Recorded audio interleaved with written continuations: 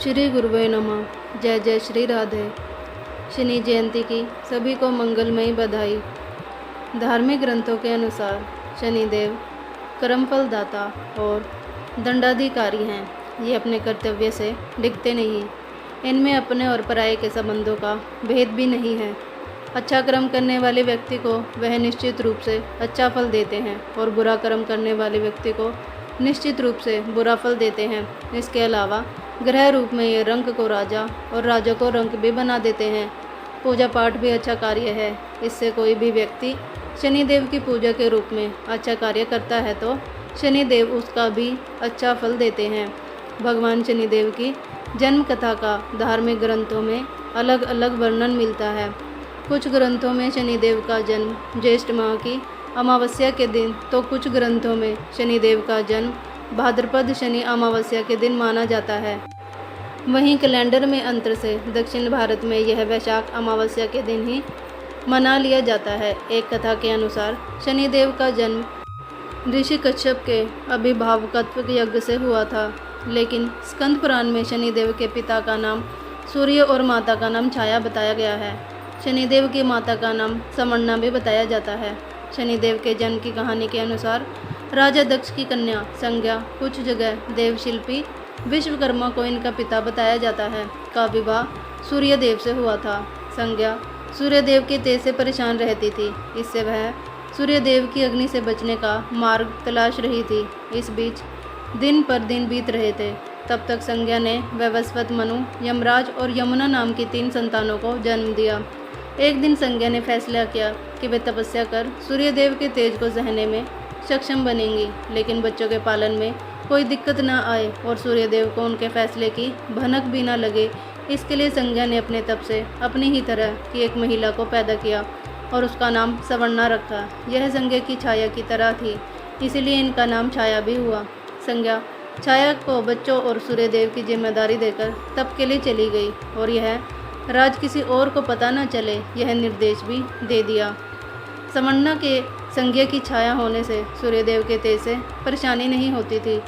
इस बीच समन्ना ने भी सूर्यदेव की 3 संतानों मनु, शनिदेव और भद्रा तप्ती को जन्म दिया। कहा जाता है जब शनिदेव छाया के गर्भ में थे तो छाया भगवान शिव का कठोर तप कर रही थी। भूख प्यास धूप गर्मी सहने के कारण उसका प्रभाव छाया के गर्भ में पल रही संतान यानी शनिदेव पर भी पड़ा। इसके कारण शनिदेव का जन्म हुआ तो उनका रंग काला था। यह रंग देखकर सूर्यदेव को लगा कि यह तो उनका पुत्र है ही नहीं। उन्होंने छाया पर संदेह करते हुए उन्हें अपमानित किया। माँ के तप की शक्ति शनिदेव में भी आ गई थी। माँ का अपमान देखकर उन्होंने क्रोधित होकर पिता सूर्यदेव को देखा तो सूर्यदेव काले पड़ गए और उनको कुष्ठ रोग हो गया। अपनी यह दशा देखकर घबराए हुए सूर्यदेव भगवान शिव की शरण में पहुँचे। तब भगवान शिव ने सूर्यदेव को उनकी गलती का एहसास कराया। सूर्यदेव को अपने किए का पश्चाताप हुआ। उन्होंने क्षमा मांगी। तब कहीं उन्हें फिर से अपना असली रूप वापस मिला, लेकिन इस घटना के चलते पिता और पुत्र का संबंध हमेशा के लिए खराब हो गया। शनि जयंती सबसे सुनहरा अवसर है शनि संबंधी सरल और पवित्र उपाय आजमाने के लिए। यह सरलतम उपाय शुभ और हानि रहित हैं। शनि जयंती को काले रंग की चिड़िया खरीदकर उसे दोनों हाथों से आसमान में उड़ा दें। आपकी दुख तकलीफ़ें दूर हो जाएंगी। शनि जयंती के दिन लोहे का त्रिशूल महाकाल शिव, महाकाल भैरव या महाकाली मंदिर में अर्पित करें।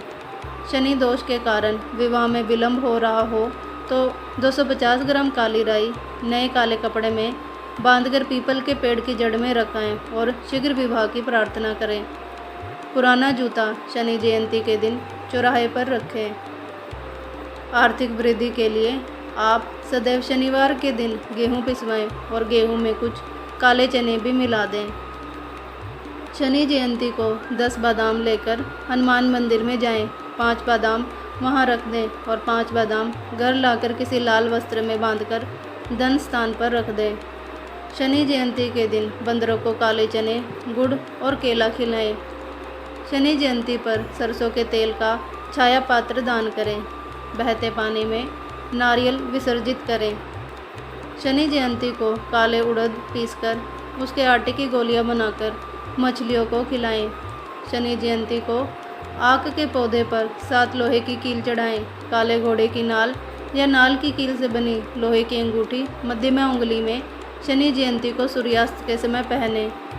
शमशान घाट में लकड़ी का दान करें। शनि जयंती को सरसों का तेल हाथ और पैरों के नाखूनों पर लगाएं। शनि जयंती से आरंभ कर चींटियों को 7 शनिवार काले तिल, आटा, शक्कर मिलाकर खिलाएं। शनि जयंती की शाम पीपल के पेड़ के नीचे तिल या सरसों के तेल का दीपक जलाएं। शनि की ढैया से ग्रसित व्यक्ति को हनुमान चालीसा का सुबह शाम जप करना चाहिए।